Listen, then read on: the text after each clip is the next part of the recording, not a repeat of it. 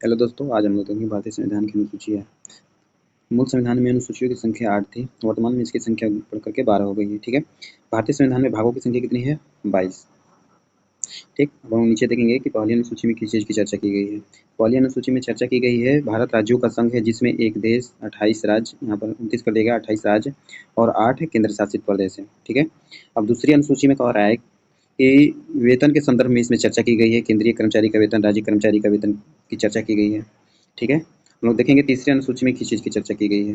तीसरी अनुसूची में हम लोग देखेंगे कि इसमें शपथ ग्रहण की चर्चा की गई है, जिसमें सेंट्रल और स्टेट दोनों शामिल हो जाते हैं।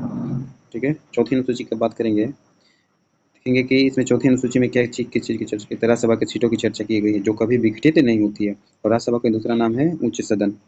ठीक है, अब हम लोग देखेंगे पांचवी अनुसूची में किस चीज़ की चर्चा की गई है। पांचवी अनुसूची में SC/ST के विकास के संदर्भ में चर्चा की गई है, जिसमें 77वें संविधान संशोधन के तहत आरक्षण और रिजर्वेशन दिया गया था। किसको? SC/ST को।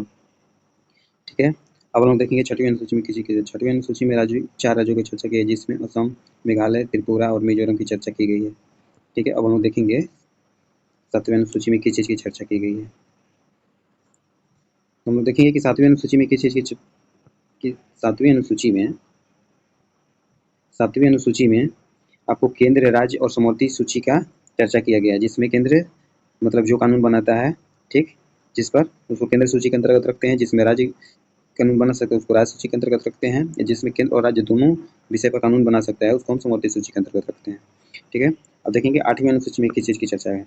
आठवीं अनुसूची में आप लोग देखिएगा कि भाषाओं का वर्णन है। किसकी? भाषाओं का वर्णन है, जिसमें 22 भाषाओं को शामिल किया गया था। ठीक है, जिसमें 14 पहले था, ठीक, भाषा, अब इसमें जोड़ करके इसको 22 बना दिया गया है। तो अब देखेंगे कि 21वें संविधान संशोधन में सिंधी को जोड़ा गया था। किसको? सिंधी को जोड़ा गया था। अब इसमें 71वें संविधान संशोधन में इसमें शॉर्ट में याद रखते हैं कि नमक, नेपाली, मणिपुरी और कोंकणी। ठीक है, अब इसमें देखेंगे कि 92वें संविधान संशोधन में किसको जोड़ा गया था। इसमें बोडो, डोंगरी, मैथिली और संथाली को जोड़ा गया था, यानी कि सब मिला करके इसमें इसमें 3, 4 हो गया, 4 और 4 8, यानी इसमें कुल मिला करके कितना हो गया? 8 जोड़ दिया जाएगा तो 22 भाषा हो जाएगा। ठीक है, और इसमें देखिए 9वें अनुसूची में किस चीज़ की चर्चा की गई है।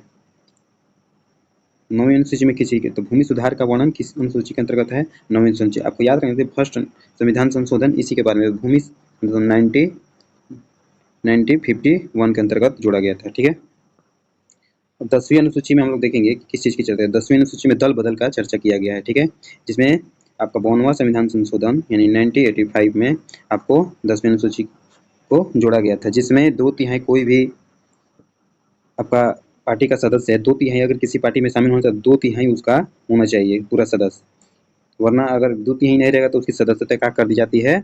रद्द कर दी जाती है।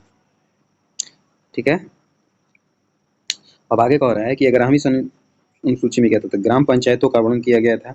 ठीक है, ग्राम पंचायतों का आर्टिकल 40 में भी मिलता है। ठीक है, अब देखेंगे हम लोग कि 12वीं अनुसूची में किस चीज़ की, तो 12वीं अनुसूची में आपको नगर पालिका का वर्णन है। ठीक है, अच्छा ये बताइए हम लोग को 11वीं अनुसूची कब जोड़ा गया था? 1992 में। ठीक, 1992 में 73वें संविधान संशोधन। 12वां 1992 में ही आपको जोड़ा गया था 74वें संविधान संशोधन के अंतर्गत। अगर इसमें विषय की बात करेगा, इसमें आपको 29 विषय मिल जाएगा और इसमें आपको 18 विषय मिल जाएगा। ठीक है, बहुत बहुत धन्यवाद।